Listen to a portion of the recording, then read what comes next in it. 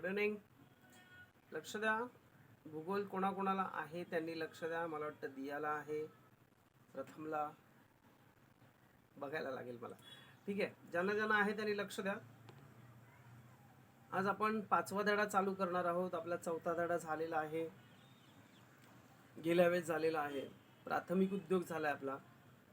आता द्वितीय उद्योग, सेकंडरी इकॉनॉमिक ऍक्टिव्हिटी म्हणजे काय? द्वितीय आर्थिक क्रिया, द्वितीय व्यवसाय जो केला जातो त्याच्यामध्ये कोणकोणत्या उत्पादन घेतलं जातं, कोणकोणत्या क्रिया केल्या जातात, कोणकोणत्या आर्थिक क्रिया केल्या जातात, याच्याबद्दल आज आपण शिकणार आहोत. ओके.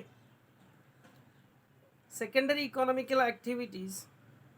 ऑब्झर्व, एक चित्र दिलेले आहेत बघा, ज्याच्यामध्ये पहिल्यांदा दिलं आपल्याला लोणची बनवले, दुसरा दिलं आपल्याला बेल्ट वगैरे बनवणे, चामड्याचे उद्योग, तिसरं दिलं आपल्याला सी बद्दल अणुभट्ट्या वगैरे दिलेल्या आहेत बघा, चौथ्यामध्ये दिलंय शिपिंग उद्योग, मोठमोठ्या बोटी बनवल्या जात आहेत, चौथं दिलंय बिल्डिंग कन्स्ट्रक्शन्स, डॅम वगैरे लाईक द डॅम वगैरे बांधणे, पाचवं दिलेलं आहे आपल्याला लोकरी कपडे वगैरे विणणे वगैरे, सहावं दिलंय छोटे मोठे कारखाने, आणि सातवं दिलंय डेअरी आणि फार्मिंग सारखे मोठमोठे उद्योग. ओके. तर आज आपण बघूया याचे जॉग्राफिकल एक्सप्लेनेशन्स. 2 मिनिटं थांबा, पेज पलटी करायला लागत आहेत, कारण पहिलं जे पेज आहे ते कलरफुल पेज आहे, सगळं दिलेलं आहे. भौगोलिक स्पष्टीकरण म्हणजे नेमकं काय बघा. In the previous chapter we have learn, गेल्या वेळेस आपण बघितलं मागील पाठामध्ये आपण की प्राथमिक स्वरूपाचे उद्योग कोणकोणत्या प्रकारचे होते. Okay. We have learned about the primary activities where the product is directly obtained from the natures. Some products obtained through the primary activities are utilized directly, while some are processed and made into a more durable product. The product obtained from the primary economics activity are used as raw material as a secondary economical activity. Secondary economical activity utilized directly, which is some processes made into the more durable products obtained by the primary economics activity, usual the material secondary economical activities. Further processing their materials take a place. बघा, गेल्या वेळेस आपण बघितलं की उत्पादनं संपादित केली जातात, निसर्गामधून उत्पादनं घेतली जातात. रॉ मटेरियल्स आपल्याला मोठ्या प्रमाणावरती निसर्गामधून मिळतं. या संपादित केलेल्या उत्पादनापैकी काही उत्पादनं आपण थेट वापरतो, तर काही उत्पादनांवरती आपण प्रक्रिया करतो. याच्यामधूनच टिकाऊ उत्पादन तयार होते. ही प्रक्रिया करण्यासाठी काही प्राथमिक व्यवसायातील उत्पादने कच्चा माल म्हणून वापरली जातात आणि त्याच्यापासून आपल्याकडे पक्का माल तयार केला जातो. बरोबर आहे. Like that, look at the map. आपण बघतोय की त्या बाजूच्या मॅपमध्ये सोलापूर डिस्ट्रिक्ट 5.2 मधला सोलापूर जिल्ह्याचा नकाशा दाखवलेला आहे. It shows the location of सब शुगर इंडस्ट्रीज, ज्याच्यामध्ये बरेचसे साखर कारखाने दाखवलेले आहेत. Shamrao is a farmer at a location. He has a just harvested is a sugar cane crop study. The map and the 12 there tell where should he send his crop. What factors will be Shamrao consider for this. त्यांनी असं दाखवलंय, शामरावांनी शेती या ठिकाणी आहे, नुकतीच ऊसतोडणी केली आहे त्यांनी, आणि ऊसतोडणी करून झाल्यानंतर त्यांना आपलं आता साखर कोणत्या कारखान्यात पाठवायचं आहे याच्याबद्दलचा मॅप तिथे दिलेला आहे.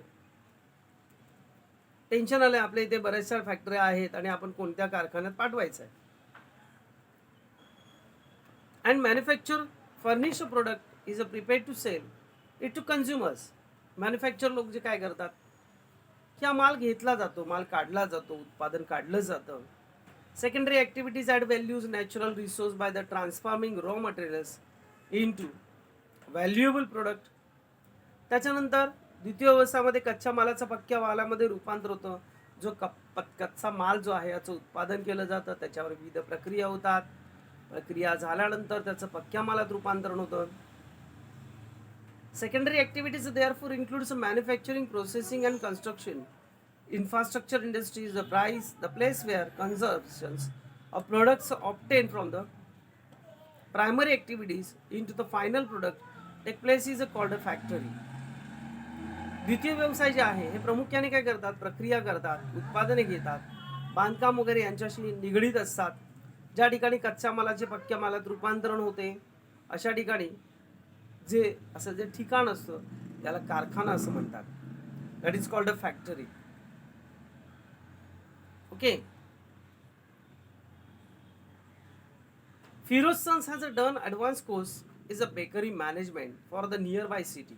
फिरोज त्याने आपल्या मुलाला एका जवळच्या एका ठिकाणावरती बेकरीचा कोर्स करायला, म्हणजे बेकरी पावभट्टी याच्या व्यवस्थापनाचं प्रशिक्षण द्यायला सुरुवात केलेली होती. Management for nearby city. He wants to start a bakery in their village, but his son says it should be in the city which is around 20 kilometers from the village. Who is correct? Firoz as his wife, Firoz or his son? Why? बघा, त्याने चांगलं शिक्षण घेतलंय. आता त्याने विचार केला की आपण गावामध्ये बेकरी चालू करायची. काय विचार केला की गावामध्ये आपण बेकरी चालू करूया. पण त्याला असं आढळून आलं की गावामध्ये बेकरी सुरू करावी, पण बरीचशी गावं ही शहरापासून 20-20 किलोमीटर अंतरावर आहे. मग या गावापर्यंत, गावातल्या लोकांपर्यंत पाव पोचवणे हे योग्य राहील का? कितपत खर्च येईल? मग त्याचा वडील जो आहे, फिरोज जो आहे, हा फिरोज म्हणतो, अरे तू गावात कशाला बेकरी खोलतोय? आपल्या इथे खोल बेकरी, असं त्याचं चाललेलं आहे. Shantaram is a young boy from a tribal areas Maharashtra. He wants to start a honey processing unit is access to good honeycombs in the forest. The city is around 35 kilometers away. He has one land and village and also getting a land in the city. Where should they establish the honey factory, in the village or in the city? Why? Shantaram हा महाराष्ट्रातील आदिवासी भागातला मुलगा आहे. त्याने विचार केला की आपण एक मध प्रक्रिया उद्योग चालू करूया. वनामधून त्याला सहज मधाची पोळी उपलब्ध होऊ शकतात, त्यामुळे चांगल्या दर्जाचा मध काढता येऊ शकतो. त्याच्या गावापासून शहर सुमारे 35 किलोमीटर अंतरावर आहे. गावात त्याची स्वतःची जमीन आहे. शहरातही त्याला जमीन मिळू शकते. त्याने मध प्रक्रिया कोठे प्रस्थापित करावा, गावामध्ये की शहरामध्ये, आणि का? आता याची उत्तरं तुम्हाला परफेक्ट देता येतील का? असंच एक लोकेशन काढलं. द्वितीय उद्योग म्हटल्यावरती काय माहिती काय, आता याच्यामध्ये नेमकं काय कसं असतं माहिती आहे की आपण ज्यावेळेस एखादा उद्योग करतो तेव्हा चारी बाजूने विचार करावा लागतो की इथे हा उद्योग चालेल का? आपण जो काही उद्योग करणार आहे हा उद्योग इथे चालेल का? किंवा चालला तर कुठपर्यंत चालेल, कितपत चालेल, त्याचा आपल्याला फायदा किती होईल, या सगळ्या गोष्टीचं अवलोकन आपल्याला करावं लागतं. Okay. Geographical एक्सप्लेनेशन्स.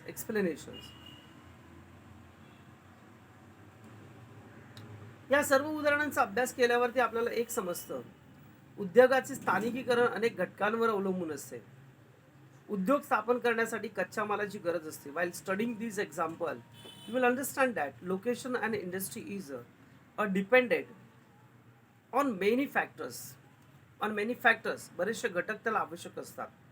To set up an industry one needs raw materials and that has to be transported for the somewhere. We know that the raw material for the industry is the final product of the primary activities. The characteristics of the raw material and also the furnished product affected by the locations of industrial. For example, sugar industries need sugar cane. Sugar cane loses weight and the amount of sugar after they are harvesting as the time after harvest increase. This affect their effective use to producing sugar. Thus the sugar cane needs to send by nearby factories as soon as possible. Sugar industries are therefore located near the productions of the raw materials. On the other hand, in the bakery industries, final output, say cake as a higher weight than raw materials. This will be a costlier or transport, and transport cost will be increased in the weight. Therefore, a bakery industries are located near the markets. Let us look at the factors which is affect the locations or industries. बघा, उद्योग जर स्थापन करायचा म्हटला तर स्थापन करण्यासाठी कच्च्या मालाची गरज असते. आता कच्चा माल कुठून तरी वाहतूक करून आणावाच लागतो ना.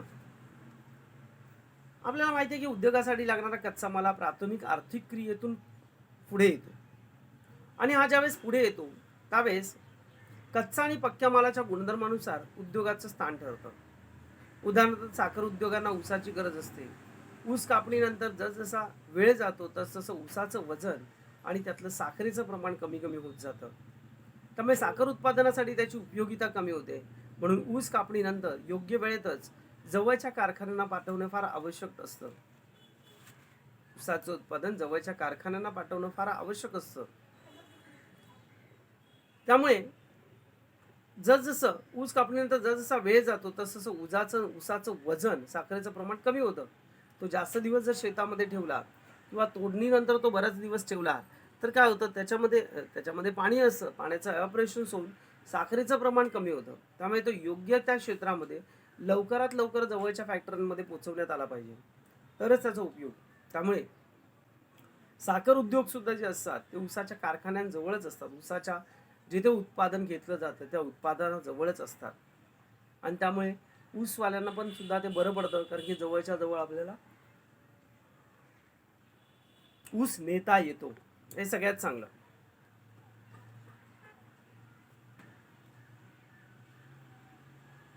बेकरी उद्योग पण तसंच. उद्योगातील केक व पक्क्या मालाचं वजन कच्च्या मालापेक्षा जास्त असते. जसा वाहतुकीचा खर्च जास्त असून म्हणून बेकरी उद्योग बाजारपेठांच्या जवळ स्थानापन्न केले जातात. उद्योगाच्या स्थानिकीकरणाचा परिणाम त्याच्या घटकांचा अभ्यास आपण आज करूया. बघा, लक्ष द्या. Physical factors. आता बघूया आपल्याला स्थानिक घटक कोणकोणते लागतात. बघा, सगळ्यात पहिलं क्लायमेट. हा climate is not much suitable for the establishment industries. बघायला गेलं तर आज आपलं जे हवामान आहे, हे हवामान उद्योगधंद्याच्या स्थानिकीकरणासाठी प्रतिकूल हवामान उपयुक्त नाही. तर there may not be industries developed in the extremely hot, humid, dry or cold climate. For example, the extreme types of climate is northwest India. For extreme North India hinders the development of industries. There are change in the climate conditions. For example, may also affect industries. For example, a chronic droughts. बघा, उद्योगाच्या स्थानिकरणासाठी प्रतिकूल असं हवामान उपयुक्त नाही. काही ठिकाणी उष्ण हवामान असतं, काही ठिकाणी दमट असं हवामान असतं, बरं आहे, काही ठिकाणी कोरडं हवामान असतं. विकास हा उद्योगधंद्याचा विकास हा शक्यतो नाही, तर भारतातील अतिउत्तरेकडील शीतप्रदेश किंवा वायव्य प्रदेशातील उष्ण कोरडे हवामानातील जे प्रदेश आहेत याच्यामध्ये उद्योगाचा विकास जास्त होत नाही. शीतप्रदेशामध्ये जास्त उद्योगधंदे होत नाहीत, उष्ण प्रदेशामध्ये जास्त उद्योगधंदे होत नाहीत. In contrast to this, to moderated climate is a western coastal area is quite original to be development of industries. Earlier, when artificial threads and mechanizations were not used to making a textile, cotton threading making required a humid climate because thread breaks the dry climate. Consequently, majority of the cotton textile mills were concentrated to coastal parts of Maharashtra and Gujarat. Artificial beneficiaries, humidifiers are used to dry excess areas these days, but the increased cost of productions. बघा, या उलट सुसह्य हवामान म्हणजे सहन होईल असं हवामान, सुसह्य हवामान असं म्हटलं जातं. सुसह्य हवामान उद्योगांच्या विकासामध्ये अनुकूल ठरते. उदाहरणार्थ, पूर्वी जेव्हा यांत्रिकीकरण झालेलं नव्हतं, म्हणजे इंडस्ट्रियलायझेशन झालेलं नव्हतं, त्यावेळेस बरेचशा कृत्रिम धाग्याचा वापर केला गेला. त्यावेळी कापसापासून धागा करण्यासाठी दमट हवामानाची आवश्यकता होती. कोरड्या हवामानामध्ये धागा वारंवार तुटायचा, स्पिनिंग जिनिंग करताना वारंवार तुटायचा. परिणामी काय होतं, कापड उद्योगांचं जे केंद्रीकरण होतं हे केंद्रीकरण हळूहळू महाराष्ट्रामध्ये झालं. कारण महाराष्ट्रामधलं हवामान हे पठारावरचं हवामान हे कोरडं आहे, उष्ण व दमट आहे. त्याच्यामुळे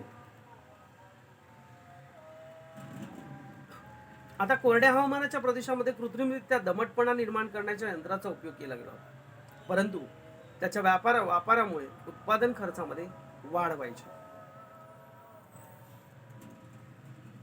परत त्याशिवाय नुसतं उद्योग चालत नाही की availability of raw materials use to industries mainly come from the farms mines. Raw material म्हणजे काय? कच्चा माल. हा कच्चा माल मुख्यतः कुठून येतो? शेतामधून येतो, खाणींमधून येतो. Mainly come from the farms, mines, forest, fisheries, etc. The locations of industries depend on the nature of raw material. Industries depend on the pressurable, heavy, bulky, and weight lossing new materials, raw materials, such as the sugar cane, are located near the materials area, near the raw material area. बरं ना.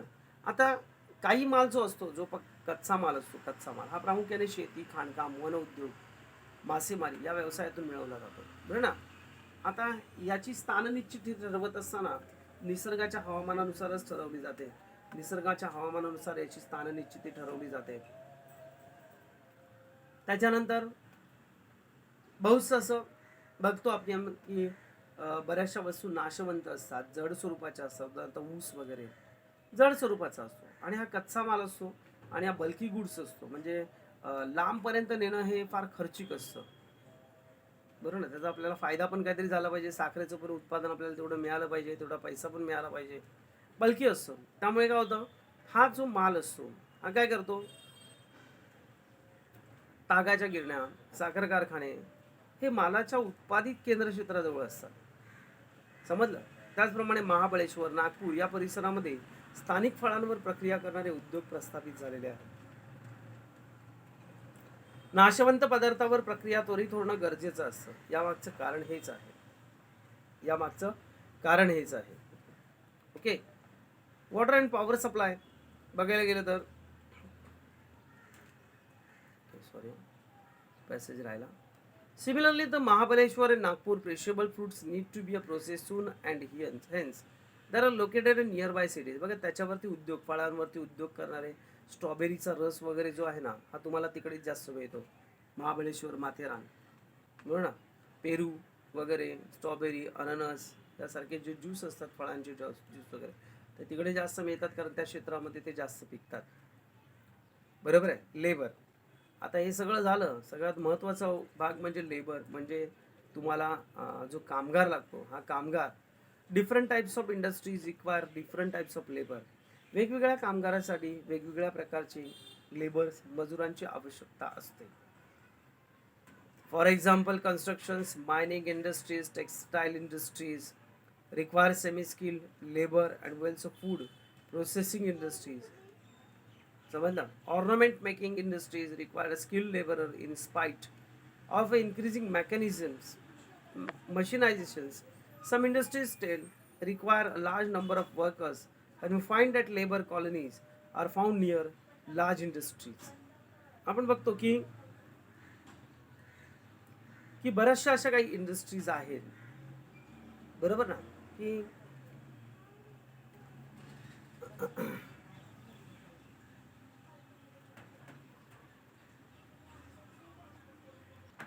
बघा, उद्योगधंद्याच्या गरजानुसार कामगारांची आवश्यकता असते. बांधकाम उद्योग, खाण उद्योग, कापड उद्योग, अर्धकुशल कामगारांची आवश्यकता असते. अन्न प्रक्रिया उद्योग, दागिने बनवणे या उद्योगांना कुशल कामगारांची गरज असते. वाढते यांत्रिकीकरण असून काही उद्योगांना अजूनही मोठ्या प्रमाणात मजुरांची आवश्यकता असते. त्यामुळे उद्योगांच्या शेजारी कामगार वस्ती वाढलेल्या असतात. उद्योगधंदे जिथे असतात तिथे कामगार वस्त्या काय झालेल्या असतात, वाढलेल्या असतात. वाहतूक, देन ट्रान्सपोर्टेशन्स. आता माल जो तयार होतो कंपन्यांमध्ये किंवा इंडस्ट्रीजमध्ये, जो माल तयार होतो, मटेरियल्स तयार होतं, like that productions, that is called productions. The cost of transportation and require the carries goods is known as the economic distance. Low cost transportation is a key factor of the location industry's cost of transportations will be more for a heavy, bulky, perishable raw materials and for longer distance. For example, transportations of coal. On the other hand, lightweight and non-perishables goods items can be bought from the distance through the cheaper transportations like a waterway. Such industries may be located nearby the ports as a rivers, for example, cannon, textiles, और पुल food, बरं ना. आता आपण बघतो की वाहतुकीचा खर्च आणि वाहतुकीसाठी लागणारा वेळ जो असतो, हा जो वेळ असतो, हा अत्यंत खर्चिक असतो. थोडक्यात वेळ पण जास्त लागतो. कधी कधी आर्थिक अंतर म्हणून ओळखलं जातं. तुमचं जेवढं डिस्टन्स लांब असतं तेवढं तुम्हाला पैसा खर्च करायला लागतो, बरोबर आहे. त्यामुळे ते डिस्टन्स पण लांब असतं. दुसरी गोष्ट, वाहतुकीचा खर्च कमी असतो. त्या उद्योगांच्या स्थानिकरणात महत्त्वाचा घटक आहे. जड, अवजड, नाशवंत कच्चा तसेच पक्का माल. जास्त अंतर असल्यास वाहतुकीचा खर्च जास्त लागतो. उदाहरणार्थ कोळशाची वाहतूक या उलट टिकाऊ आणि वजनाने हलका असा कच्चा माल किंवा पक्का माल अतिशय दूर अंतरावरून देखील किफायतशीर ठरतो. दूर अंतरावरून सुद्धा काय होतो, किफायतशीर ठरतो, बरोबर आहे.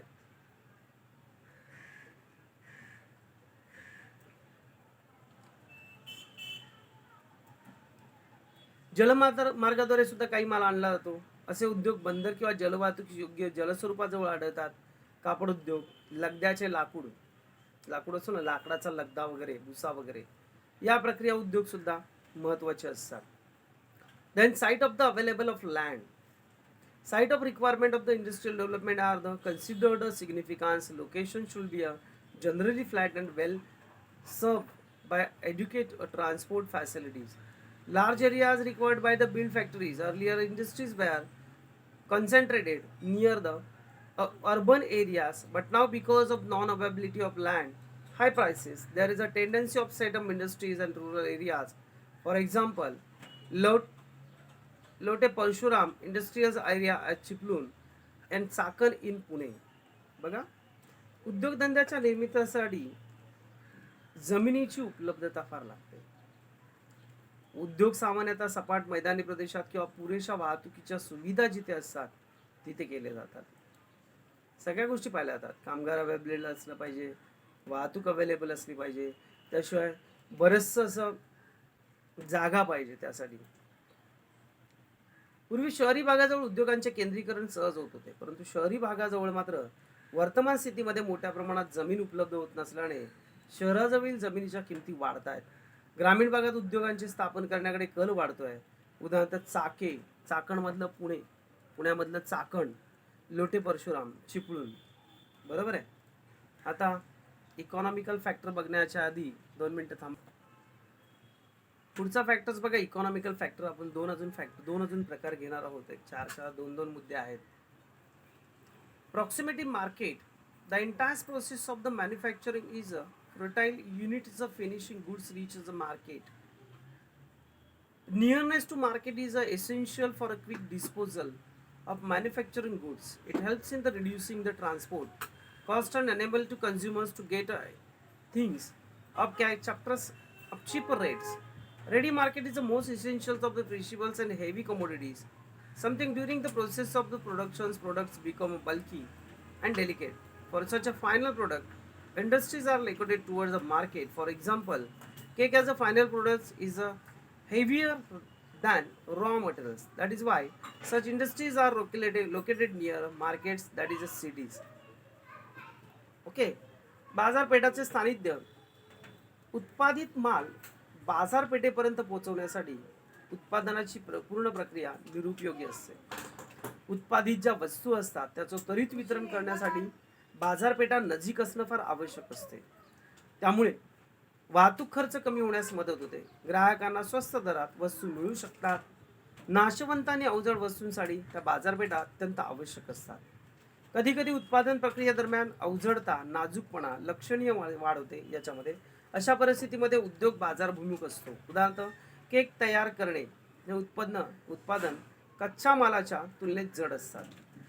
म्हणून उद्योग बाजारपेठांजवळ म्हणजे शहराजवळ स्थापन झालेले असतात. उद्योग हे बाजारपेठांजवळ किंवा शहराजवळ स्थापन झालेले असतात, बरोबर आहे.